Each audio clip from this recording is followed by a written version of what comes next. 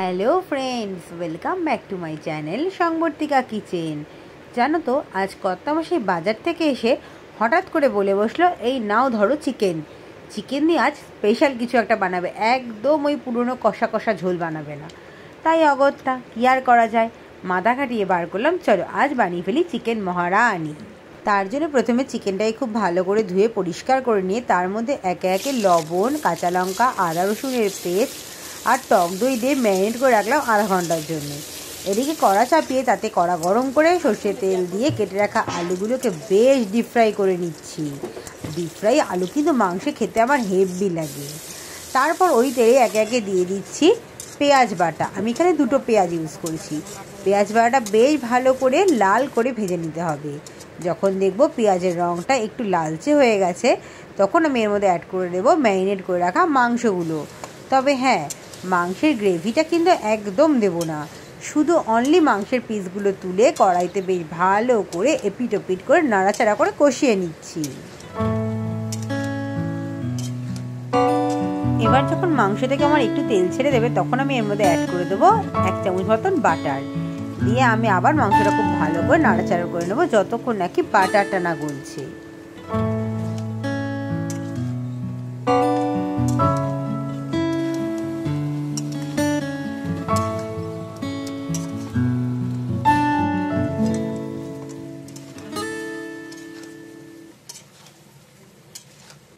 এবারে আমি মাংসটাকে ঢাকা চাপা দিয়ে রাখছি মিনিট 10-এর জন্যে। মিনিট 10 পর যখন আমি ঢাকা তুলবো, তখন দেখো মাংসটাকে আমার কতটা তেল ছেড়ে দিয়েছে। এইবার আমি এর মধ্যে দিয়ে দেবো সামান্য পরিমাণ হলুদ গুঁড়ো আর একদম সামান্য পরিমাণ লাল লঙ্কার গুঁড়ো।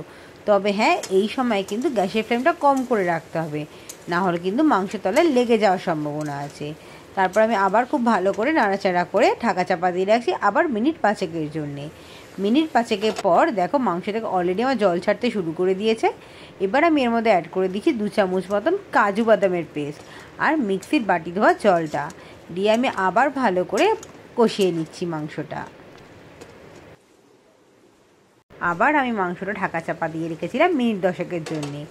মিনিট 10 পর যখন আমি ঢাকাটা তুললাম, তখন দেখলাম মাংস থেকে আমার অনেকটা জল ছেড়ে দিয়েছে। তারপর আমি বেশ ভালো করে একটু নাড়াচাড়া করে নিলাম মাংসটা। তবে হ্যাঁ, আমি আবারও বলছি, এই সময় কিন্তু গ্যাসের ফ্লেমটা একদম কম আঁচে রাখতে হবে, নাহলে কিন্তু মাংসের তলায় লেগে যাওয়ার সম্ভাবনা আছে। এবার আমি এর মধ্যে অ্যাড করে দিচ্ছি আমুলের ফ্রেশ ক্রিম। আমিও এখানে 1 থেকে 1.5 চামচ মতো ফ্রেশ ক্রিম ইউজ করেছি। তোমাদের কাছে যদি ফ্রেশ ক্রিম অ্যাভেলেবেল না থাকে, তাহলে তোমরা কিন্তু এখানে দুধও ইউজ করতে পারো। দিয়ে আমি আবার খুব ভালো করে মাংসটা নাড়াচাড়া করে নিচ্ছি। এবার আমি এর মধ্যে দিয়ে দেবো 2 চামচ মতন ঘি।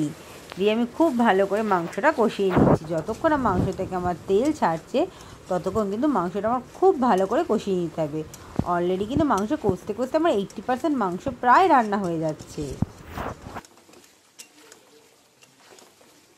এবার আমি এর মধ্যে অ্যাড করে দেবো গরম মশলার গুঁড়ো। এখানে একটা ছোট্ট কথা, আমি কিন্তু এই রান্নায় একদম জিরের গুঁড়ো বা ধনের গুঁড়ো ইউজ করিনি। এবার মাংসটা একটু হালকা নাড়াচাড়া করে এর মধ্যে আমি অ্যাড করে দেবো আগে যে মাংসটা আমি ম্যারিনেট করে রেখেছিলাম সেই মশলাটা। দিয়ে আমি আবার খুব ভালো করে মিনিট 2 কষিয়ে নেওয়ার পরে ঢাকা চাপা দিয়ে রাখবো মিনিট 5-এর জন্যে।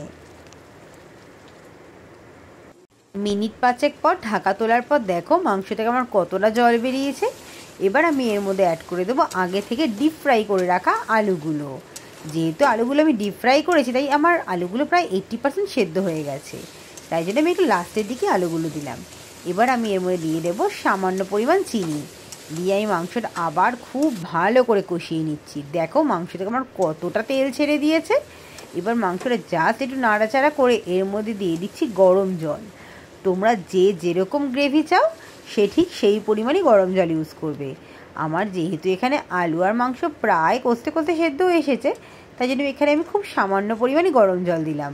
দিয়ে আমি জাস্ট একটু কড়াইটা বুলিয়ে নিচ্ছি। এবার মিনিট 10 ঢাকা চাপা দিয়ে রান্না করে নেব।